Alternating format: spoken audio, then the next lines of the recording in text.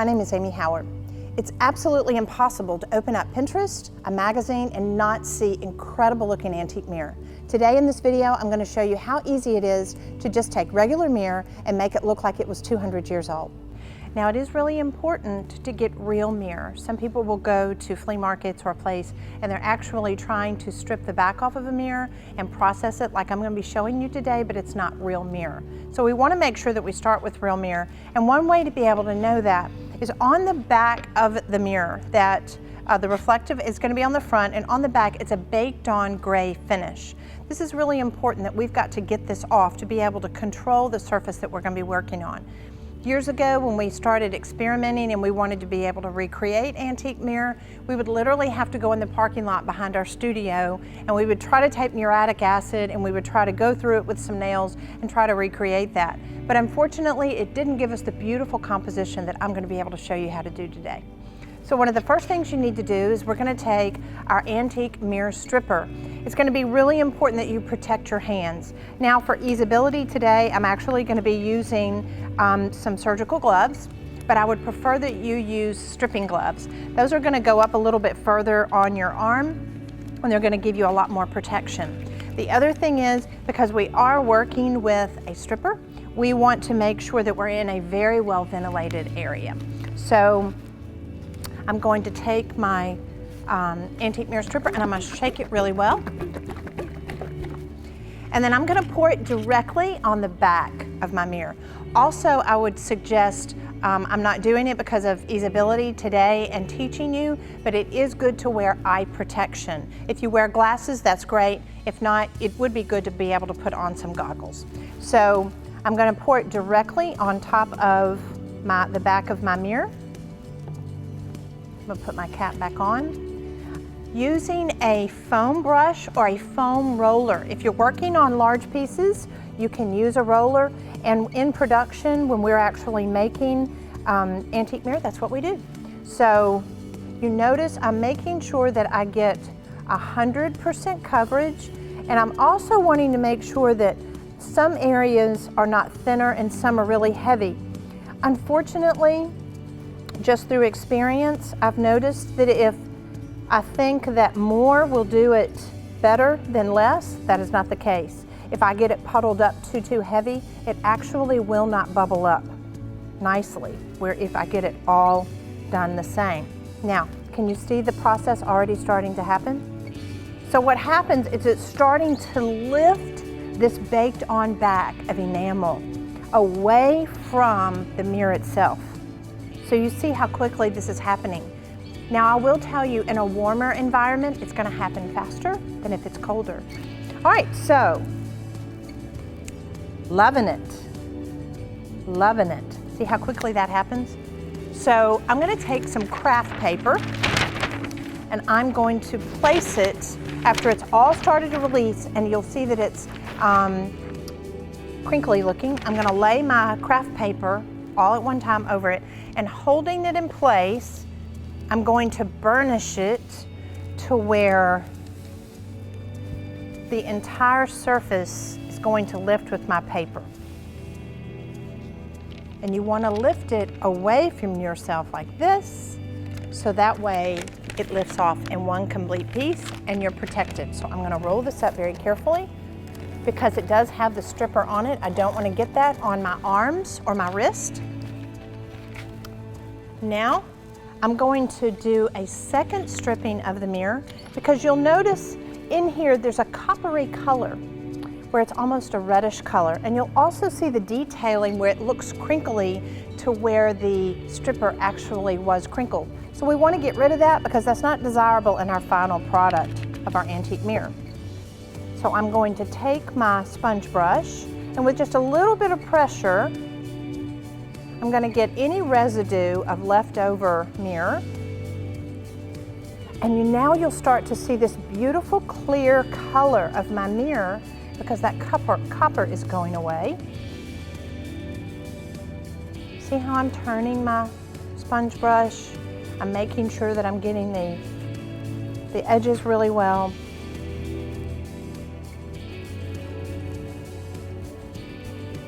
And I'm coming back, I'm just wanting to make sure that this entire area is all nice and white, real clear. Now, I'm gonna come over to a water bath. You can use a water bath like we've done on smaller pieces. We'll use a Tupperware container. We'll just fill it up about a quarter of a way through, a quarter of a way up. Room temperature is fine. I'm gonna take my simple green that's been diluted, and I'm gonna spray it on top of my mirror.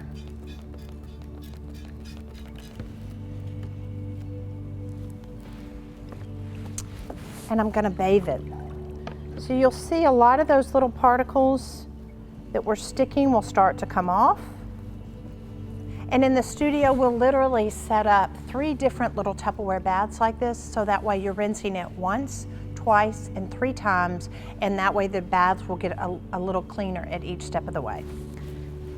All right, I'm gonna turn this over because I wanna make sure that I have a nice clean surface area that I'm working on. So you'll notice my mirror here it's wet. And let's say, for instance, you're working on a large piece of mirror. It's perfectly all right. You can use a hose, you can use it, you can be outside and do this in order to be able to clean it. Don't forget to use the simple green though before you actually use the water from the hose.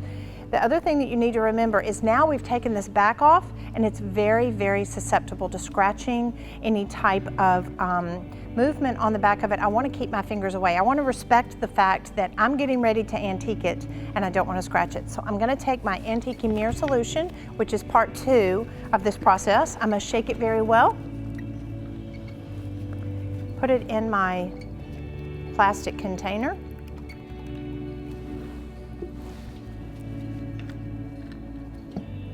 Then again, I'm taking my lint-free rag that I'm working with. These are great t-shirt materials that you can wash and reuse. And I'm gonna come back, and in a pattern, I'm moving around. I wanna make sure that I'm not gonna come in and go along the sides. I don't wanna create lines. I don't wanna create borders. I wanna move around to where it's very organic looking. And you'll start to see the oxidation process happen. See the colorization that's already starting to go darker? Hear that hit drag motion? Hit drag, hit drag, hit drag, hit drag, because I'm patting that around. Oh, I love it already. You will notice that there is an odor to the antique mirror solution. So you just want to make sure that you're working in an environment that it's, if there's a nice breeze, that's okay. You just want to make sure that it's not closed in. It's not offensive, but it smells kind of like eggs. So after I've come back and I've saturated the entire area, you're going to start to see it turn these beautiful blue colors, grays, reds. It's beautiful. So I'm going to come back in a circular motion. If I want, I can take a little bit more solution. And I'm going to go in circles, just again to make sure that I've gotten a nice, even finish on my mirror.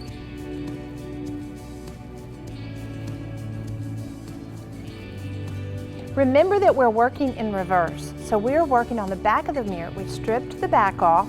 We've actually antiqued it from the back, but you get to see all of your beauty from the front. That's what's going to create the antique mirror. So as it starts to pull through an antique, I know that those are going to be the areas when I put my paint on the back of it, it's going to look like dark, black antiqued mirror. So I'm starting to see this pull up. I'm going to come back and add just a little bit more.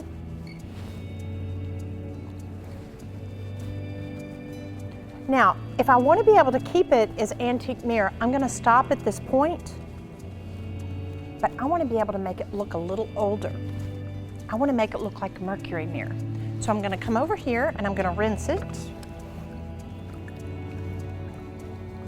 Again, I'm being very, very careful because it's very susceptible to scratching. And I tell people when you're working on the back of this mirror, don't even use paper towels because paper towels can act like a fine sandpaper. Even more important, why we need to continue to work with lint-free t-shirts or rags.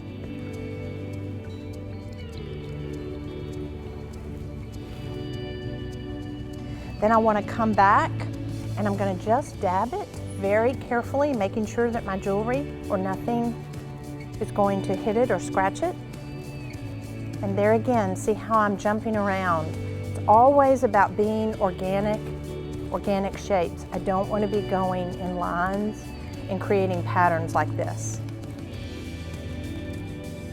So once it's completely dry, if you need to, you can hit it with a hair dryer. It's going to speed up the process a little bit, but remember, when you add the heat to it, it may make the mercury antiquing process happen even faster, so be careful about that. In this particular instance, I'm just going to use a rag. Looks like I'm about dry now.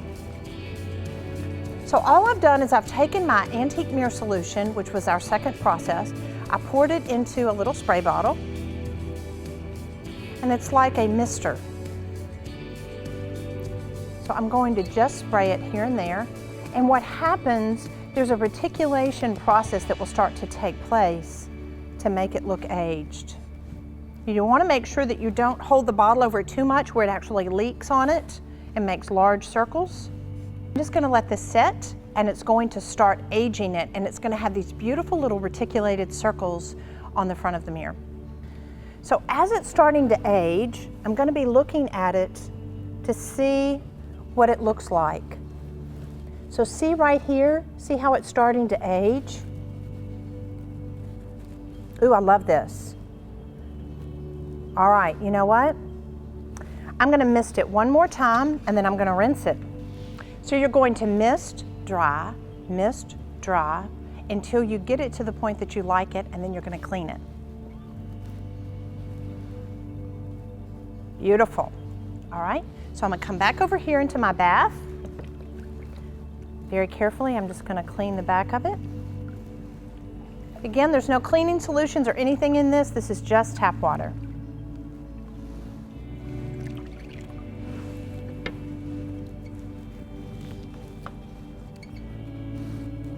I'm going to pat it dry.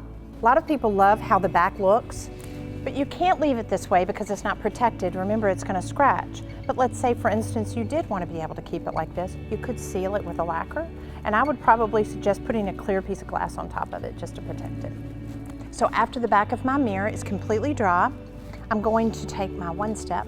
So remember to turn the can upside down for about 30-40 minutes. That allows all the yummy goodness inside the natural ingredients to come to the top. Then give it a nice shake. Then you want to make sure it's stirred up really, really good. All right, so after the back of my mirror is completely dry, I'm going to take my one step and I'm going to paint it on with a sponge brush or a foam roller. And what this is doing, it's sealing it again. Remember when I took the back off? This is going to give it its protection, and it's also going to allow this beautiful black color that I'm putting on the back to show through. The exciting thing that you can do with antique mirror is when you've antiqued it, you can come back and use bright colored lacquers. You can use all different kinds of color, and that color is what's going to show through on the antique mirror.